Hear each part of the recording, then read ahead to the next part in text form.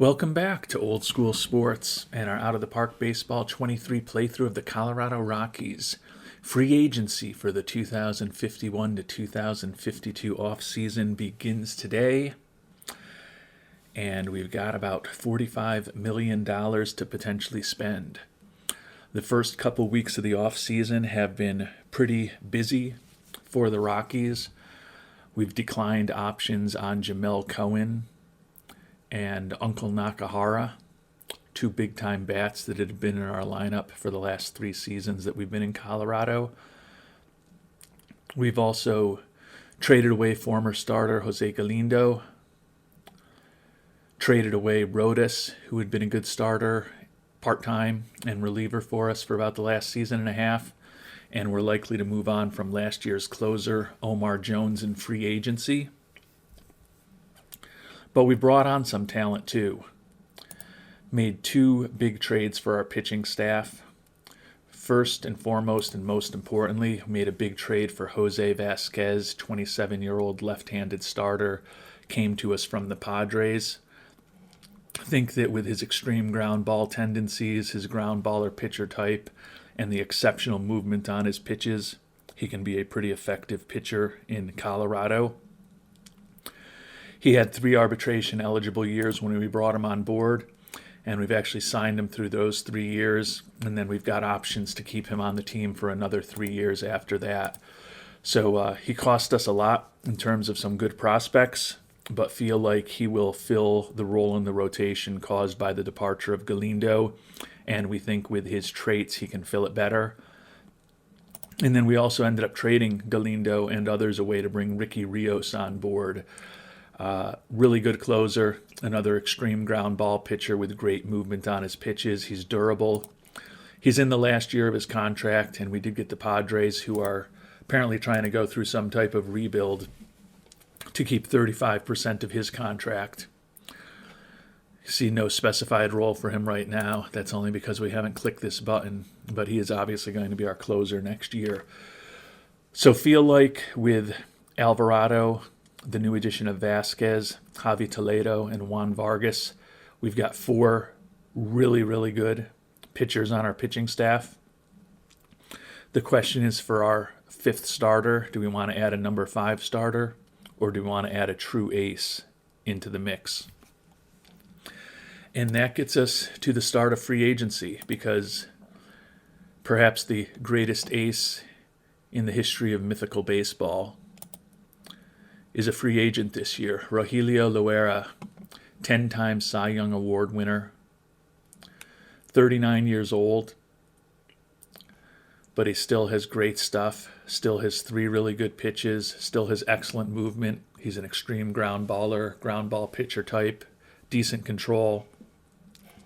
And even though he's going to be turning 40 this upcoming season, he's led the AL in pitcher WAR 2 years in a row. And when you look at the course of his career over the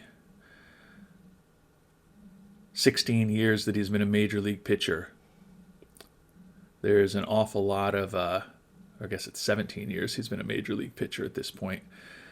There's an awful lot of black type thinking about old published league leaders, or red type thinking about the new modern version of when you lead the league in something. And can see he led the league in strikeouts every year for 12 years in a row.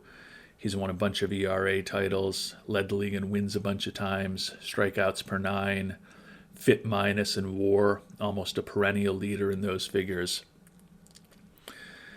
The issue is that he is looking for 5 years at an average of $36.6 million a year, which seems very extreme for a guy who's going to be turning 40 this upcoming season. Granted, he's incredibly productive. You can certainly make an argument that he's kind of the Tom Brady of pitchers, with the fact that he's still going out there pitching over 30 games a year in his late 30s. He's not particularly injury prone at this point. One difference between him and Tom Brady is that Loera has only won 1 World Series championship. So do we try to bring him on to Colorado this year to spend the vast majority of that money that we have available for free agents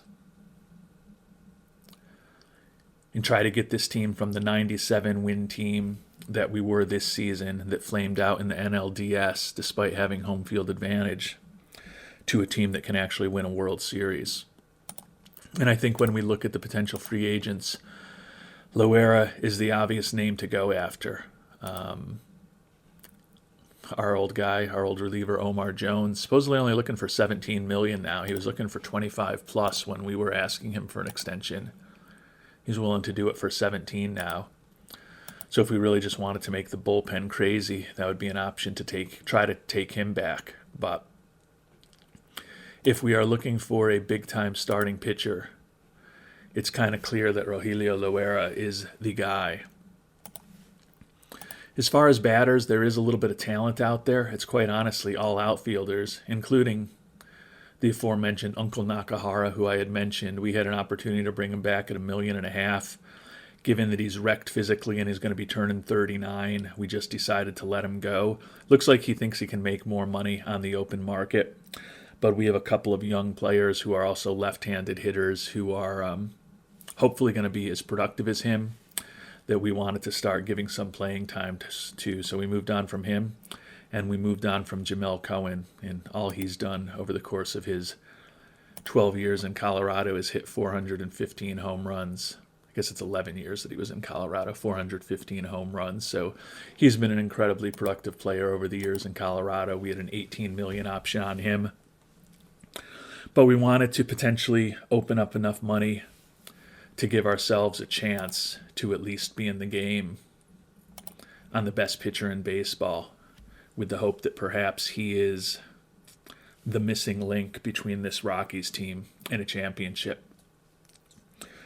So those of you who have watched a lot of my episodes over the years, and I appreciate all of you who do watch these episodes, know that sometimes I put out an episode, I haven't filmed or recorded the next one yet, and I can use your input to change my decision making or at least make me think about things in different ways. I'm going to let you know up front that in this situation that's not the case. I finished up the previous episode earlier today. It has not been posted yet, probably won't be posted for a couple of days, and I'm already here working on this next episode. So those of you who are screaming at me or did scream at me in the comments, don't touch Loera, or you need to pay anything possible for Loera, I appreciate the input on that, but it's not going to affect my decision making because I haven't seen it at this point, because you haven't done it at this point. So I'm kind of running with what I think makes sense. And I think we've got the money to make a big splash. Am I going to offer Loera a 5-year deal? Highly unlikely. Am I going to try to piece something together that he'll think about that's perhaps very front-loaded? Maybe gives us the optionality a couple years down the line rather than him? I am, because the goal is to win a championship. And instead of bringing on a number 5 starter, we've got an opportunity to bring on a number 1 starter, which would push all of the other good starters that we have on this team back one spot in the rotation and make us even more imposing with 5 starters that we really like. Only going to need 4 of them for the off season or for the postseason. So it also gives us a little bit of cushion if there are any injuries among those 5 starters. But if we were to bring Loera on, we would love our rotation. And I think that he would be pretty effective in Colorado. And since we're trying to win it all, I don't want to make a long-term commitment to him, but I'm willing to pay him a lot of money for the next couple of seasons. So we're going to see if we can structure something that might work here. And we're about to make an offer to Loera. He was looking for 5 years at an average of $36.6 million with a player option in the 5th year. We're offering him 3 years, a little more money, an average of $37.3 million, but a team option for that final season. We increased his all-star bonus that he was looking for a bit, decreased the Cy Young bonus a tiny bit, but I don't think those will be the big factors. The big issue is whether he wants to only sign for 3 years and whether he's willing to give us a team option. And he's willing to think about it. So $40 million for this upcoming season is a huge amount of money. You can see that takes us from almost $45 million to just under $5 million potentially available for free agents. So if we bring him on board, he's our big move. Fortunately, with the moves we've made this offseason, we also did trade for a middle infielder. And we also ended up signing a minor league catcher of ours who was arbitration eligible to hopefully be our backup next year. The starting pitching hole is the main hole that we have to fill. And then honestly, we don't have to do too much else this offseason. If we can find a really good utility player with a nice bat, particularly if it's a right-handed bat, that might be something to think about. But we don't have to go crazy. So Loera is going to be potentially the one crazy move we make. We've got an offer out there to him on the first day of free agency, and now the waiting game begins. Probably not going to find out too much on a player like him until the winter meetings, but we'll see what happens.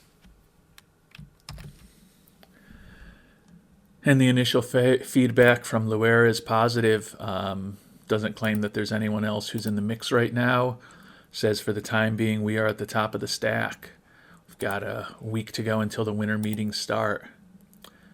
Maybe we will hear from him by the time the winter meetings are over.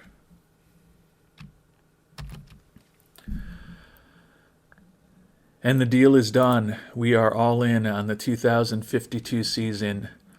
Rogelio Loera, perhaps the greatest pitcher in baseball history, is coming to us for 3 years, $112 million.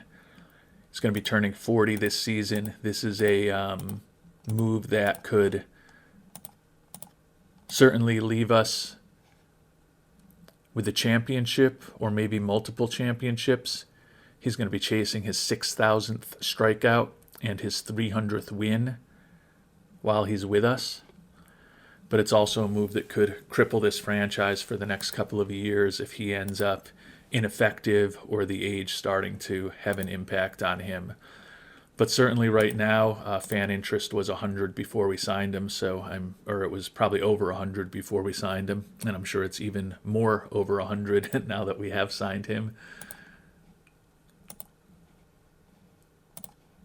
But we are obviously all in for next year. And I'm guessing we are going to have a new number one starter. Of course we are, when we ask manager Nick Hartman for his proposed pitching staff.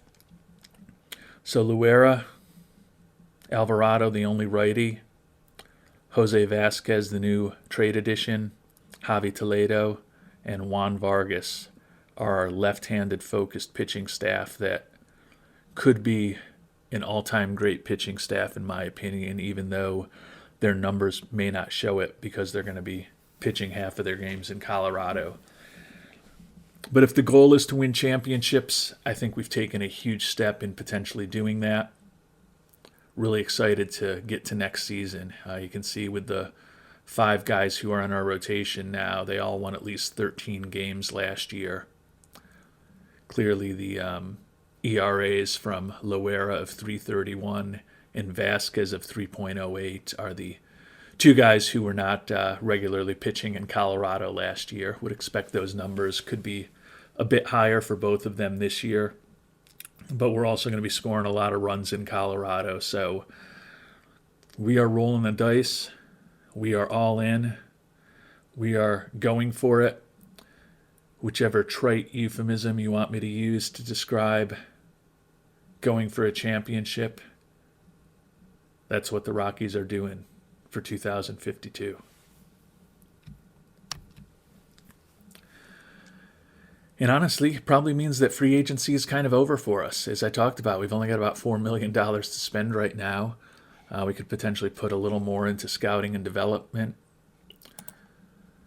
Player development, we've got plenty put aside for our draft budget for next year. We could actually lower that number if we wanted to, but given that ownership came and kind of pulled money that was sitting in the money for free agents away from us last off season, I kind of do like having it bucketed and kind of tucked away at this point to protect it a little bit.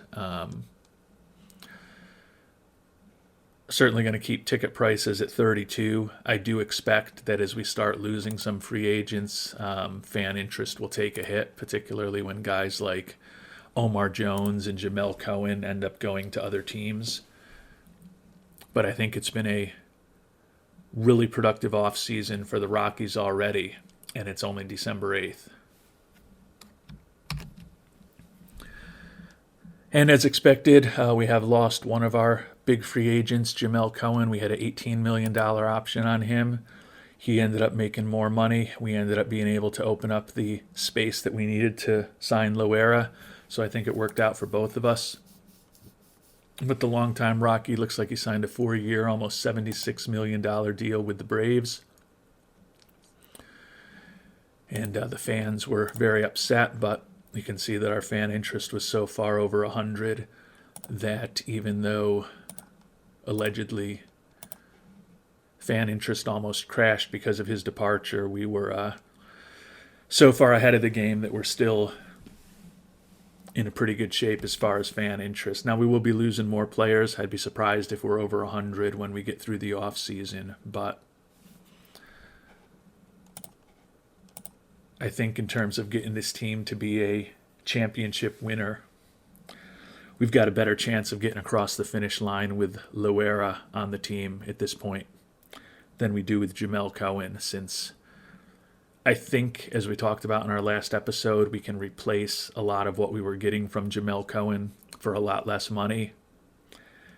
And there have only been a handful of pitchers in Major League history who could give you what potentially we're expecting from Rogelio Loera next season. And as the winter meetings get close to finishing up, our closer from last year, Omar Jones, is going to be gone. Ooh, he didn't end up signing for all that much money. He had been asking us for $25 million a year. As we saw when he was on the free agent market, he was looking for less than that. Ended up just signing a 3-year deal, averaging a little over $11.5 million a year with the Braves. So more economical than I would have expected. But we do get a supplemental second-round pick for moving on from him. And as I talked about a little bit earlier, and we're still at 100 with fan interest, so we were way, way over 100 before we lost Cohen and Jones. But as I talked about a little earlier, we did bring on Ricky Rios as his replacement. We're actually going to be spending a little more on him, because with the Padres retaining 35%, we're at about 11 million, a little over 11 million, I think, that we are going to be responsible for of that contract. But I think we're going to get someone who potentially can be just as effective as Jones was for us last year, like the fact that Rios is durable, and ultimately like the fact that we ended up getting that supplemental second-round pick for the departure of Jones.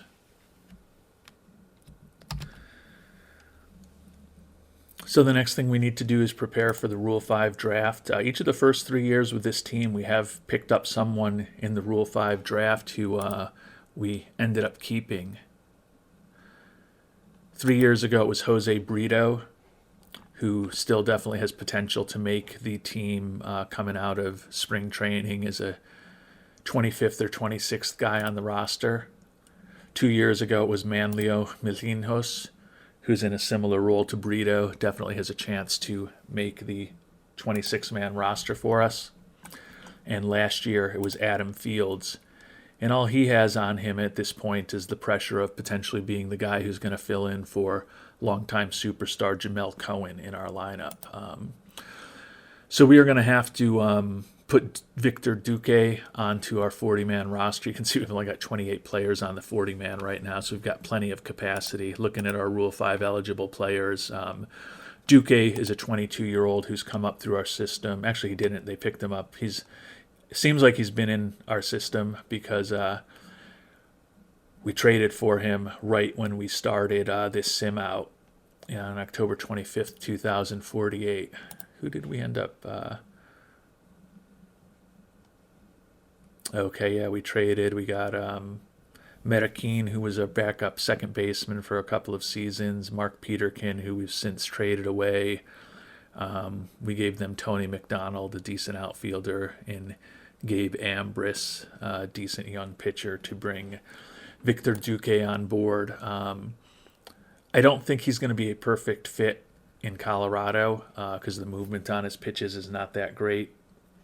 He's not a ground ball focused pitcher, but he does have a good captain personality, and he still has 3 option years left, so he could be trade bait for us down the line.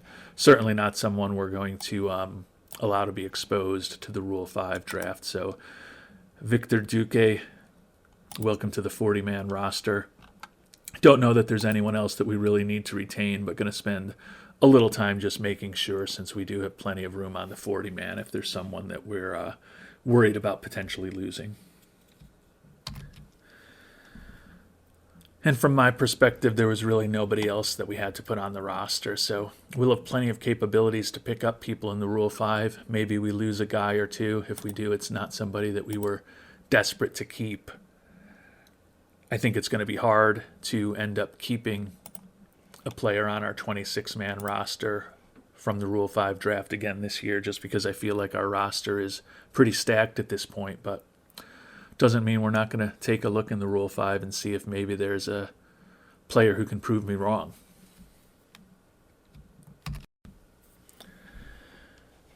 And we have already lost one player in the Rule 5 draft before our pick, Alpha LeBooth, who is a guy that we had, I believe, picked up in a trade relatively early in this playthrough.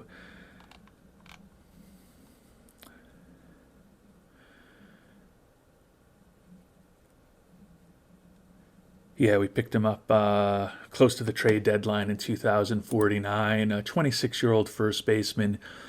Decent player, durable, doesn't bring a ton defensively. He hadn't even made it above Double-A for us, but he was productive there last year, hitting .295, 19 homers, 88 ribbies. I can't say I'm surprised that he was picked up, because certainly if you're a weaker team, that batting profile is not bad, but with the lack of home run power and just the general weakness of his defense, didn't feel like he was a better option for us at first base than the likes of Moore or Fields, and certainly didn't want to be playing him at second base. But obviously still wish he was in our organization, but that is not to be the case. So we've made it to our pick, which is the 30th, since we had the best record in baseball last year. We'll take a look and see if there might be somebody worth bringing on board, or at least into camp. And there are actually a couple of players who we may try to take a flyer on. The first here in the first round is left fielder Bobby Mata. Durable, soon-to-be 22-year-old. He's never played above A ball, and he only hit .222 in 11 games there this year. But he potentially has a really interesting bat with great contact, great gap power, and great speed. Not going to strike out a ton. Good personality.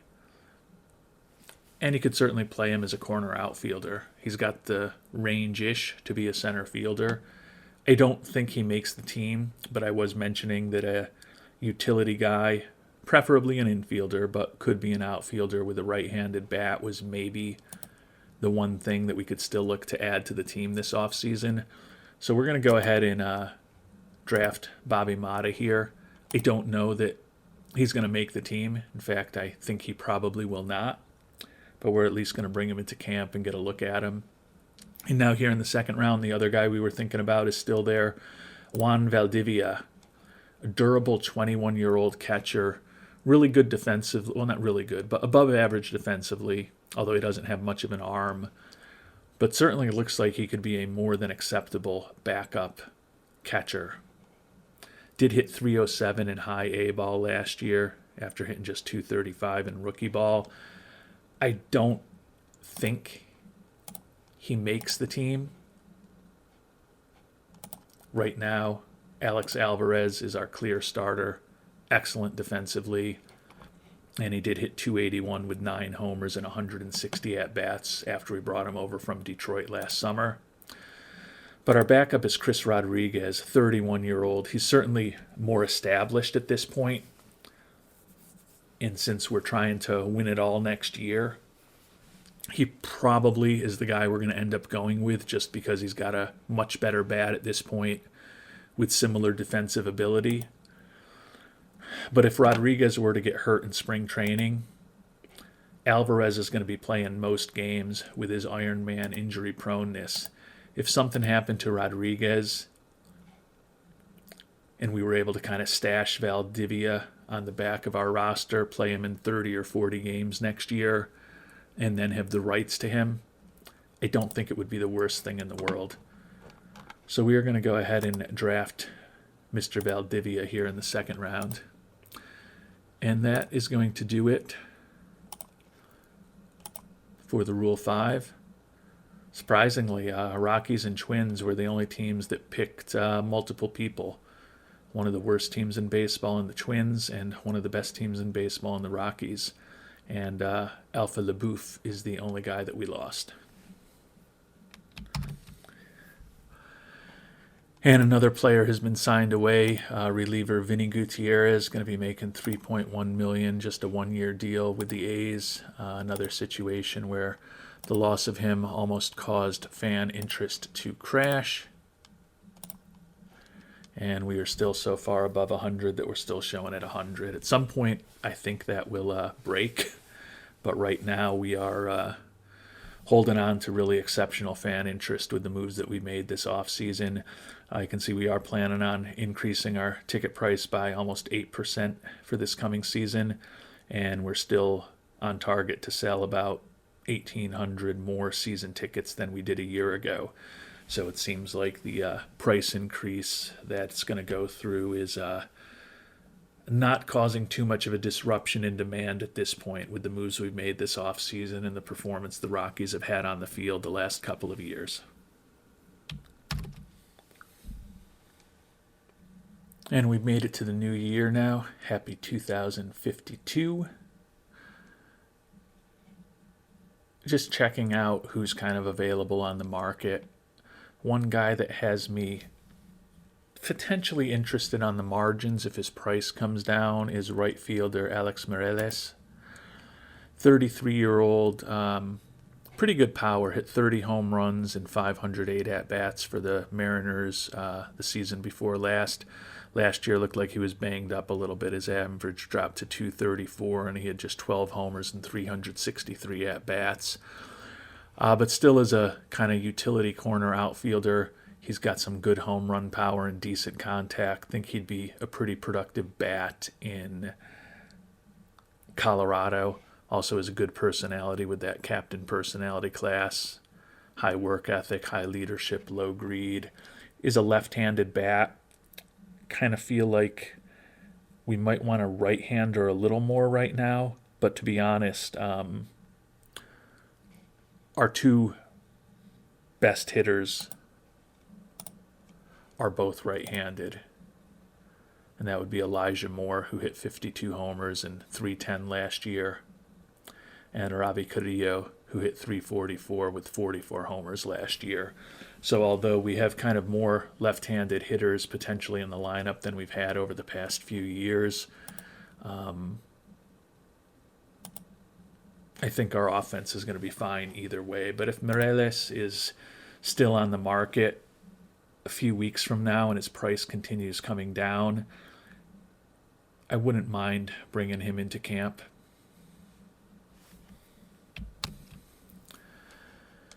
And it was a very busy year for Hall of Famers. 4 people making the Hall of Fame, led by Alex Vasquez. Would be a familiar name if you remember our Kansas City playthrough. Was a player who spent the majority of his career with Kansas City, was part of our championship teams there, and ended up putting a 69.1 WAR for the course of his career. 2,500 hits, over 500 homers, over 1,600 runs batted in, three-time batting champion. You can see he was a perennial all-star, won a bunch of Silver Sluggers. So although Bobby Witt Jr. from our Kansas City days never got into the Hall of Fame, Alex Vasquez, I believe he was an international. Yeah, he was a international, or he wasn't. He was a finding of ours early, very early, when we initially upped our scouting budget with a focus on international scouting. He was kind of the first big find by our scout in the very early days of our Kansas City playthrough. And here, almost exactly 30 years later, he's now enshrined in Cooperstown. And another week and another loss. Our starting catcher for the last few years, Victor Gonzalez, signing with the Braves. Looks like we're losing a few players to the Braves. Signed for over 11 million, or almost 11 million, just 1 year. And that crashing of fan interest still not having an impact yet. The fans have been really impressed with a lot of the other moves that we've made this offseason to boost that fan interest way over 100. Because we've lost 4 free agents at this point, 3 of whom had a crash impact on our fan interest. And bringing on a future Hall of Famer like Rogelio Loera and a great young starter like Vasquez apparently can make up for losing a few players as well. And another player lost, Tyrone Colbert, who had been a part-time starter, most of the time reliever for us the last few years, was looking for, I believe, about $13 million the last time we looked at him, and he ended up getting basically that amount from the Mets. Actually, more than that, because 4 years, almost $70 million on the deal. So good for Tyrone. Slight decrease in fan interest, but we're still above 100. So I think that should be most of the big hits that we're going to take to fan interest with free agents. I'm trying to think. I think there were a couple out there. Uncle Nakahara, I don't think still has signed, so we might take a little bit of a hit when he signs with somebody. But right now, fan interest has held up better than I would have hoped, given the number of pretty prominent free agents we knew we were going to be losing this offseason. And we're now about a week before the preseason begins, which is when last year we had some of the money clawed back from us. So it might be time to try to make an offer. Alex Mireles is still out there. I think he's going to want to be a starter, and he's not going to be a starter on our team. But for a team that's going in all in on this upcoming season, it's not a bad bat to bring onto the team. As I said earlier, that 60 contact, 65 home run power, I think would play really well in Colorado. And he's been an above-average offensive player over the course of his major league career. Almost 300 home runs and 6,500 at-bats. For a fourth outfielder or pinch hitter, he definitely has some value. He's not great in left or right field.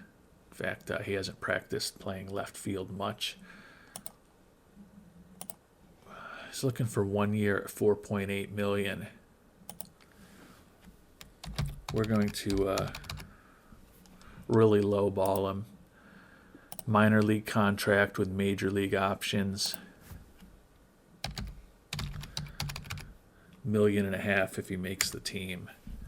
I can't imagine he's going to be interested in talking about that. Actually, we'll make it a little less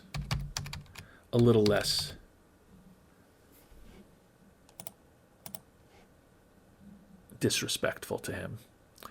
$2 million if you make the team. I still think he's not going to go for it, but no, he wants a major league deal. I don't know that we want to be spending close to $5 million on him. Obviously, we can't. We could only go to about 4.4, but I think we could probably get him at that price. But I'm not going to chase him. If the money gets taken away from us, it gets taken away from us. and I've got another week to think about it.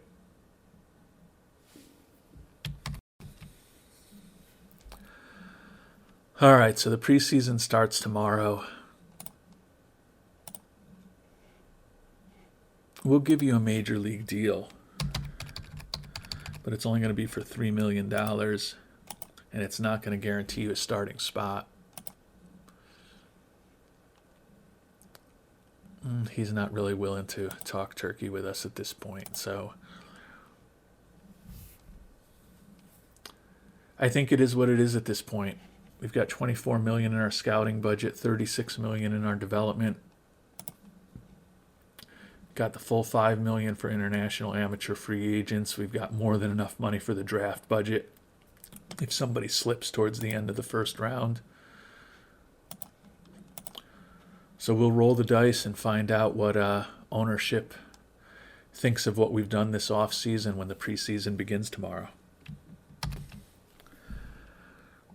All right, and that's good news. Jose Williams didn't change anything. We're still at $288 million, so we've still got money to potentially spend on Mireles or somebody else as we get closer to the season if his price comes down. At this point, I think we're going to start trawling the oceans to find some players who can kind of rebuild some of our minor league teams where we lost some free agents over the offseason. And obviously, as we get closer to the start of the year, probably we'll be promoting some people from rookie ball to fill out those teams too, but could certainly use a few more players on our on the rosters of our minor league teams. So that's going to be our goal over the near term, finding some players with hopefully a little bit of potential and some good personalities who are willing to sign minor league contracts at this point. And we're checking in now in the middle of February on who's still available on the free agent list. A couple of our guys, Yoshitaro Nakahara and Juan Castillo, or I guess more accurately, former guys who we had with both Pittsburgh and Colorado still out there. And Alex Mireles is also, he's increased his demand from about $4.6 million to $8 million, though apparently his agent is unaware of the basic economic concept of supply and demand, but clearly $8 million is out of our price range.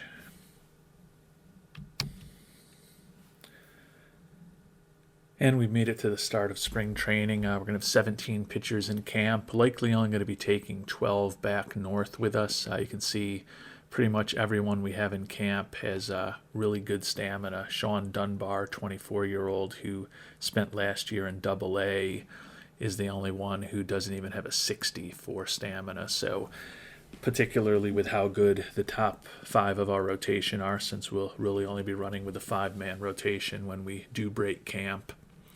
Likely to be cutting these 17 down to 12 when all is said and done.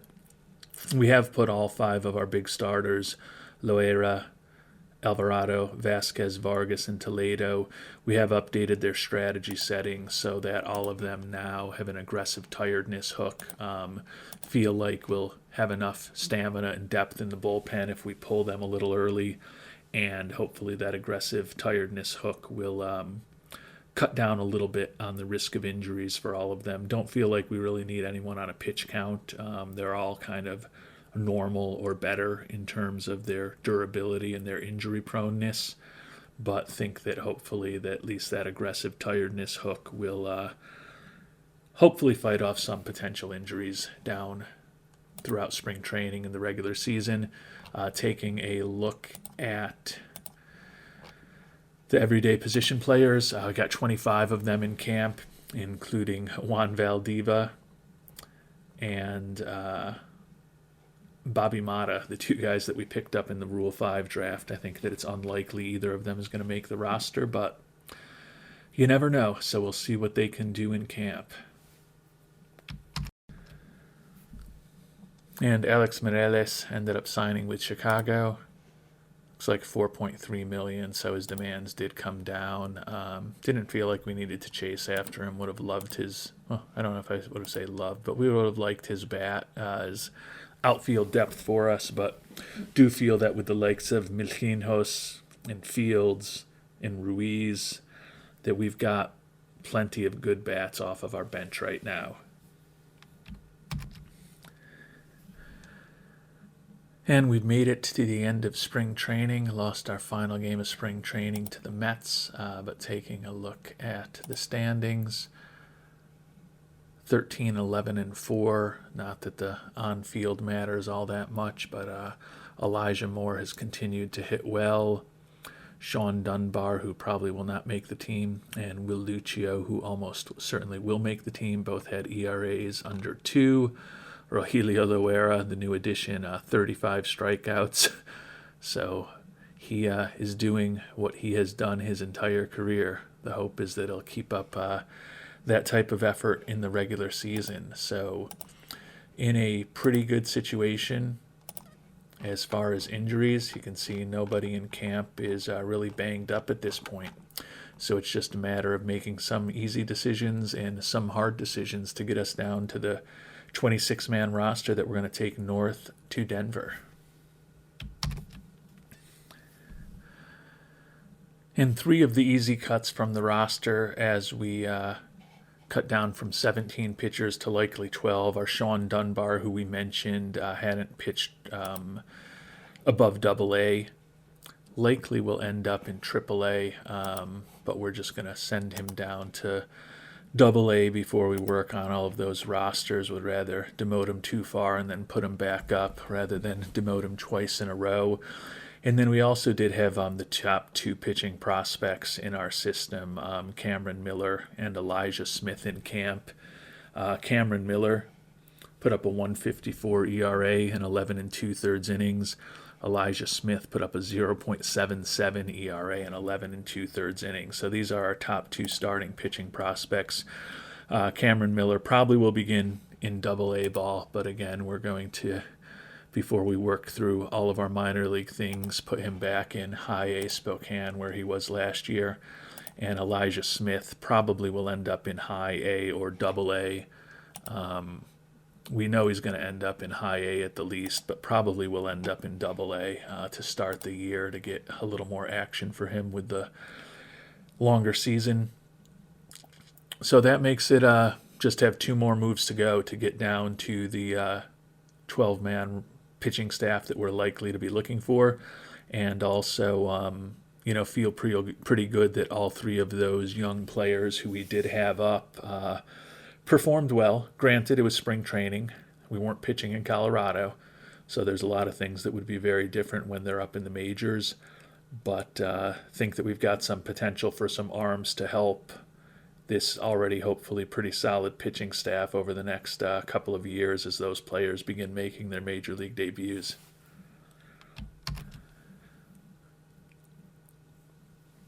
And we've got our 12-man pitching staff figured out. As I talked about earlier, the stamina of the group is all pretty impressive. I got a couple guys, Victor Fields and Will Lucio, who only have 55 stamina, but the hope is that, particularly with the great stamina of 3 of our 5 starters, that we can get by with 12 pitchers rather than 13. Obviously, the new addition, Rogelio Loera, will be topping the rotation. Dave Alvarado is back. Jose Vasquez traded for this offseason. Think he's going to be a big part of the team going forward. And then the veteran lefties Juan Vargas and Javi Toledo back. So kind of a unique situation with 4 out of the 5 starters being lefties, but think that this should be the best rotation we've ever had in Colorado because the number 1 starter and the number 3 starter are both players that we added this offseason, one through free agency and one through trade. Ricky Rios is our new closer. Chase Crawford and Darius McLeod back in the bullpen and setup roles. The lefties Victor Fields and Latrell Young back in the bullpen and middle relief roles. And the righties Ethan Mingo and Will Lucio also make the team coming out of spring training. So we've got a 12-man pitching staff that we are really excited to bring north. Now we've got to make some tough decisions as far as the everyday players.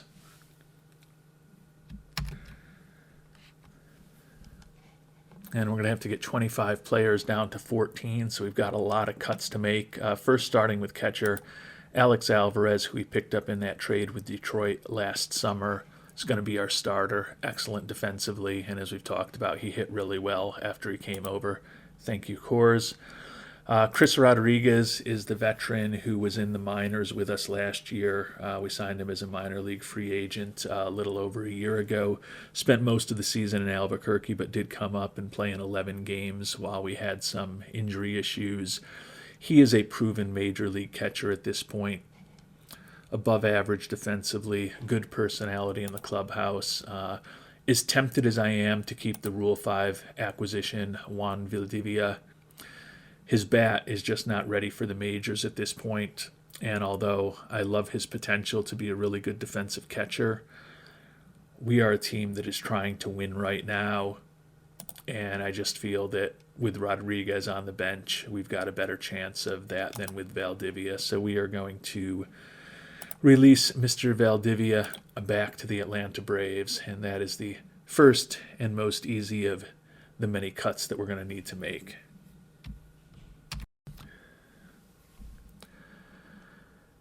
And after some more difficult decisions here as far as the everyday players, we've cut down to the 14 players that are going to break camp. We already talked about the catchers. Young first baseman Adam Fields, who was the Rule 5 last pick last year, heir apparent to Jamel Cohen, is going to make the roster. Elijah Moore, obviously on the team. Tony Caceres, who we traded for this past offseason, is a utility infielder. Danny Ruiz, super utility guy, looks like he's going to be our starting second baseman against both lefties and righties. Rogelio Terrazas is going to be a part-time shortstop for us against left-handed pitchers. Alex Ortega, our third baseman, and Jordan Casares is going to be our starting shortstop against right-handed pitchers. Robbie Carrillo back as our superstar left fielder. Tony Padilla back in center. Reigning Rookie of the Year, Bobby Perez back in right field. Manlio Milquinhos, a Rule 5 pick from a couple years ago, going to make the roster, taking the spot that used to be occupied by Uncle Nakahara as a left-handed outfield bat off the bench. And we are going to end up keeping a Rule 5 guy, Bobby Mata, the 22-year-old outfielder, never played above A ball. But we like his speed, we like his personality, we like his defensive versatility in the outfield. And he's a right-handed bat who looks like he can be a pretty good contact and gap power combination with his speed. I think he can be slapping a lot of extra base hits around Coors Field. So we're going to keep him on the roster, fourth straight year that we end up breaking camp with one player that we picked in the Rule 5 draft. And he's actually going to be our starting DH against left-handed pitchers to give him a little bit of playing time. So that is the team that we are going to head north with. You can see we will have a little bit of money when the season gets going to potentially take on some additional contracts if need be. But right now we are completely healthy. Fan interest is still off the charts at 100 or over. Got the 11th biggest budget in baseball, the 12th biggest payroll in baseball. We're on target to sell well over 20,000 season tickets. Attendance per game should be around 47,000 if all goes well. Ownership wants us to win the championship this year.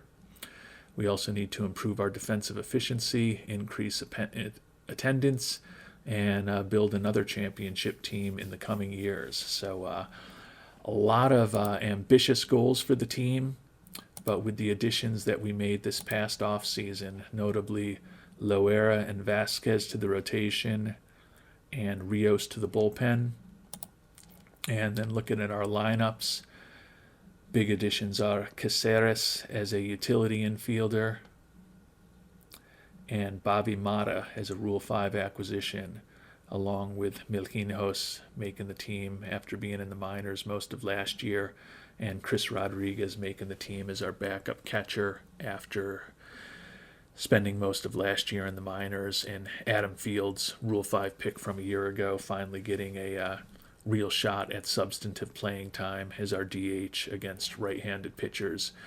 So not a ton of changes to the everyday players, but 3 huge additions to the pitching staff is what we end up coming out of the offseason with. The goal, as always, is a championship. And we'll see how this team can do in potentially achieving that goal in our coming episodes. Until then, thanks so much for watching, and hope you have a great day.